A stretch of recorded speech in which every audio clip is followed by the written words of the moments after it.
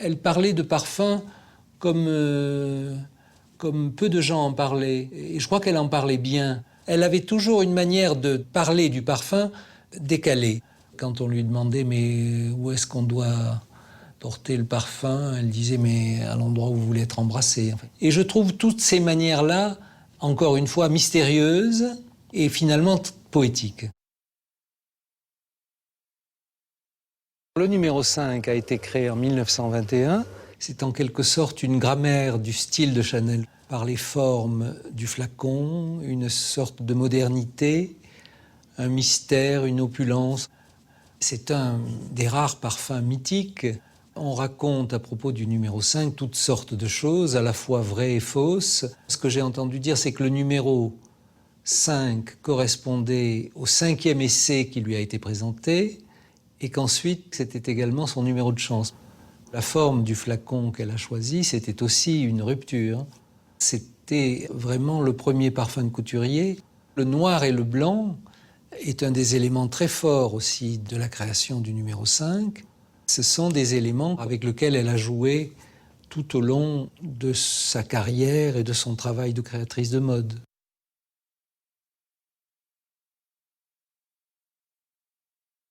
Les composants principaux du numéro 5 sont la rose, l'ylang-ylang, le jasmin et du bois de santal. Enfin, c'est surtout le jasmin. Je pense qu'il n'y a aucun parfum qui contienne autant de jasmin que le numéro 5. Et le geste de la cueilleuse, c'est celui-là, vous voyez, c'est celui-là, vous voyez, faire toc, toc, toc, toc. On pince sous la fleur. On pince le tube de la fleur. Le tube de la fleur, oui. Parce qu'il ne faut pas écraser la fleur. Hein. Moi, je suis moins fort que toi. Oh, mais ça viendrait vite, hein. Tu vois, regarde. Tu vois, tu le fais pareil, tu vois. À l'époque, si on voulait faire un parfum et qu'on voulait y mettre du jasmin, le seul jasmin disponible était le jasmin qui poussait dans la région de Grasse. Nous avons décidé, de manière à conserver les qualités qui sont dans le parfum numéro 5, de nous rapprocher des agriculteurs les plus importants de la région et de les inciter à replanter. 3,3 kg. Alors, 1,8 kg. 2 kg. Nous consommons chaque année la production de jasmin de Grasse qui est entre 19-20 tonnes de fleurs de jasmin pour le parfum numéro 5. L'histoire qui m'a été racontée par mon prédécesseur, qui la tenait de Beau, Mademoiselle Chanel lui avait demandé de faire un parfum qui laisserait les parfumeurs loin derrière. Et Beau s'était dit, je vais utiliser les plus beaux ingrédients que j'ai à ma disposition. Quand il a eu fait son mélange, il trouvait que le résultat restait un peu trop au fond du flacon. Et il s'est posé la question de savoir comment il pouvait lui donner du montant. C'est là qu'il a eu l'idée d'utiliser ces aldéhydes. C'était un peu comme quand on met une touche de citron sur des fraises pour faire en sorte que l'odeur monte.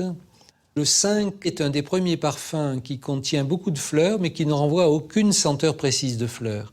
Et je crois que les aldéhydes concourent à brouiller les pistes, parce que ce sont des odeurs très inattendues. Elles participent à l'abstraction de la note.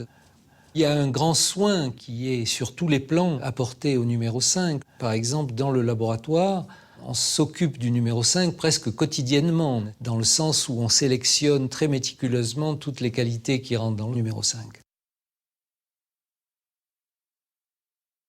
Ce qui explique la durée du numéro 5 aussi, c'est un équilibre entre une présence et un mystère. Il y a beaucoup de parfums qu'on sent, qu'on reconnaît tout de suite. Ces parfums-là, finalement, s'usent. Le 5 n'a jamais été comme ça. Chaque femme peut s'ajouter au numéro 5. Et puis, il y en a une dont je crois qu'il faut parler à propos du numéro 5 et qui, en même temps, n'a jamais été choisie par Chanel, c'est Marilyn, n'est-ce pas ? Qui avait cette phrase finalement aussi très poétique quand on lui demandait qu'est-ce qu'elle portait la nuit, 2 gouttes de numéro 5. Warhol, qui a essayé de saisir les objets ou les personnalités qui étaient des icônes de leur époque, a eu envie de représenter le flacon du numéro 5. C'est une sorte de reconnaissance de l'importance que ce parfum a, dans le fond, dans la vie et dans la mode.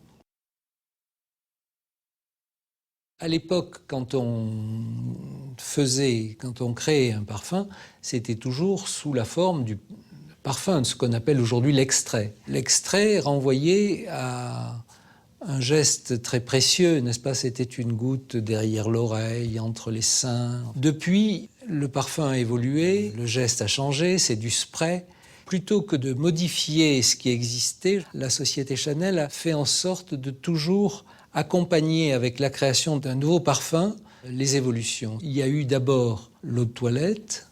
Le parfumeur qui a créé l'eau de toilette a ajouté un accord bois de santal, par exemple, qui fait que c'est un peu différent de l'extrait. Plus tard, on m'a demandé de faire l'eau de parfum. C'était à une époque où, au contraire, on attendait des produits dérivés de l'extrait d'être le plus fidèle possible à l'extrait. Et puis récemment, j'ai fait l'eau première de numéro 5. C'est un parfum qui a été fait pour toutes celles qui me disaient trouver le parfum numéro 5 formidable, mais que c'était pas pour elles. L'eau première est une version plus fraîche, plus facile, plus transparente du numéro 5.